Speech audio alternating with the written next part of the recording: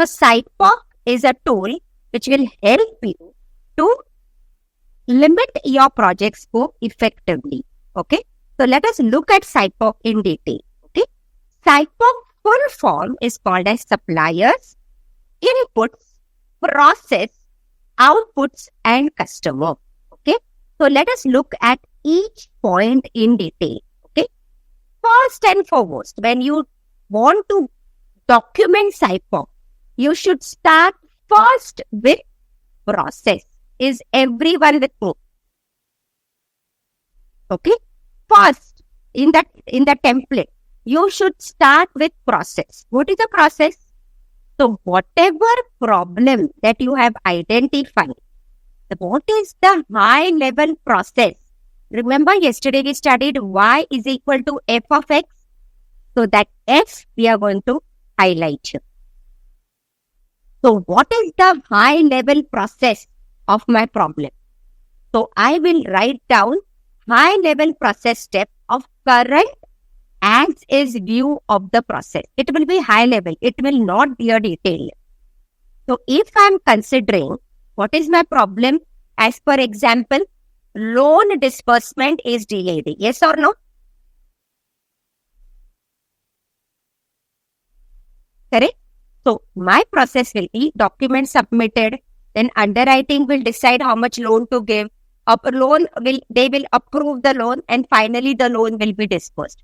So this is my process. High level process I will highlight under process section. Okay. Once I highlight high level steps. Okay. So this is high level. Then second, what I will do? I will identify. I will go to my left hand side. I will highlight all the inputs required for my process to be carried out. What all inputs in form of material, resources, information or data I need to carry out my process. Okay. I may need order form. I may need quality, the checklist. I may need, auditors to carry out, or not auditors, sorry, my bad. I may need past, previous audit scores of that project. So what inputs I need to carry out my process in form of materials, resources, information or data? Is everyone with me? I want affirmation. Till that time, I'm not going ahead. Yeah, got it. Got it? Yes, So process, you got it, and inputs, you got it, right? So process, for definition, says that it is a series of activities that takes inputs, does something with it, and gives you output. So what are those inputs that you're going to highlight? Now, once you write down the inputs, okay, customer documents, loan form, all this you write it down, then suppliers means who will be supplying these inputs to me or to my process. So list of all stakeholders and entities who would, or application systems, who would provide necessary inputs. So generally, whenever you are documenting your SIPOC, you start with a process, then move towards your, then what are the inputs for my process in form of material, resources, and then who will be supplying this material or resources to me. So list of all stakeholders who will be supplying. Okay. So now your left hand side of your SIPOC is documented. Now what is your right hand side? What will be my process output? That is the outputs that we would be covering. So it would be finished goods or services or reports, whatever you are getting, the output of the process. That output you have to write it down. Everyone with me? Final output of the process. No need to write intermittent step output, not required. What is the final output that we get out of this process? Okay. And then finally will be the customers who would be using these outputs, or who are the beneficiaries of these outputs.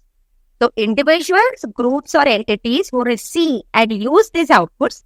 So these are the customers. Clear, team? Okay, so this is definition. I'll show you the example also. Okay, so this is the definition of SIPOC. First thing you will start off with what? when you are Process. with the process. Then what inputs I require to carry out activities or in the process. So the list of inputs, you will write it down. Then who are going to supply those inputs? You will write down supply. Okay. And then outputs and then customers. Can suppliers and customers be same? They can. Sometime. Yeah, sometimes. Correct. They can be same. So now let us look at our example. Okay. So process. So what is the problem given? What is the longitudinal scope? Loan processing billing. If you see on the top. Can you see this? Yes. Fine. Yes. And then you start off with writing the process first. Customer fills the loan application. Initial application review. Underwriting analysis. Okay, underwriting is a team who will check whether the loan has to be sanctioned to you or not.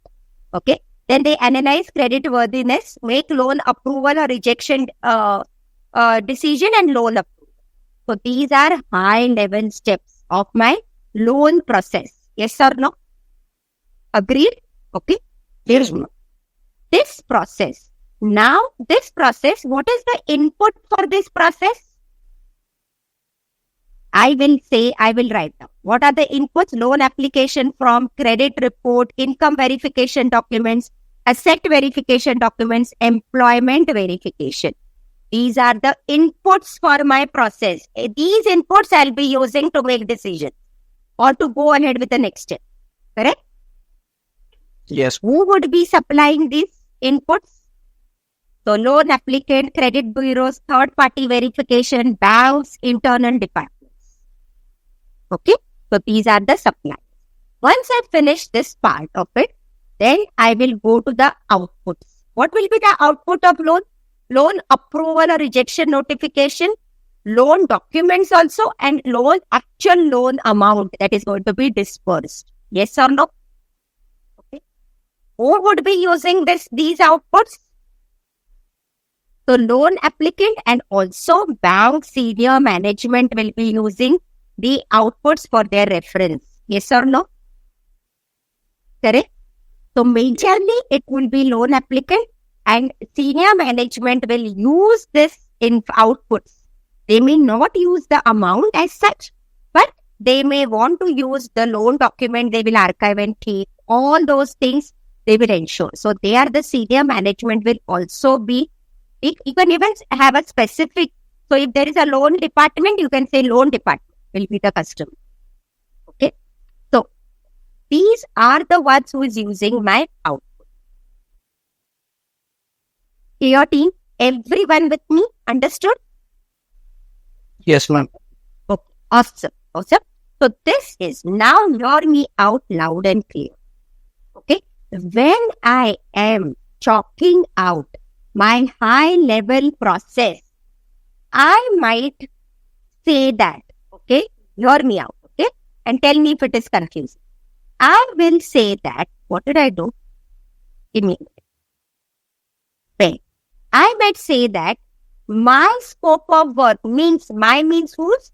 My project scope of work will be only after initial, from this part to this part. Are you with me? So, I will not look at the time from customer filling loan application. So, you send the form to the customer. Customer takes his own sweet time to fill and give it back. So, this is just an example I'm giving you. So, you may want to exclude this, saying that I'm not going to improve for now. I'm going to look at the internal steps, whether there is any problem. So, my boundary will start from step number 2 to step number 5. That is the scope of my project. Is everyone with me? This scope, this will be my finalized longitudinal scope. Clear, everyone? Yes. So this is, you have to decide. If you want, who is going to stop you to analyze everything right from start to end? Okay, but just an example I'm giving you. Okay, my scope is, okay, I will only analyze 3 and 4 steps. Go ahead, it is up to you and your team. Which Because Six Sigma talks about low-hanging fruits always. If you feel this is very easy to optimize the process, go ahead and start with that first and optimize it. It's done and dusted. Then you can go ahead and look at other parts. Okay. So this is how you can draw boundaries. That is why this helps you in coming up with the actual scope, and everyone will be clear of what is a scope. That is number one out of SIPOC you get. Number two, what you get is you get all the stakeholders that are there in your improvement project. Correct? So whatever information you need, you have ready-made available. Okay? So this will give you the stakeholders also. Plus, what is stakeholder? What do you mean by stakeholders? Any idea? Yeah, probably, anything, any kind of, deliverables I have to provide to that person. Or That person. Yeah. Correct. That is the stakeholder. It's a stake. So anyone and everyone who is either positively or negatively impacted by my project is a stakeholder. Correct? So your customer is a stakeholder, your project team is a stakeholder, your other departments are the stakeholders. Okay? So anyone who is impacted either positively or negatively is my stakeholder. Okay? So these I can get a stakeholder also from the site, this entire thing. Correct? So are you with me? Understood SIPOC? Very, very important part, because our project scope will be highlighted in the SIPOC. Any ambiguity, any questions, any doubt you are having,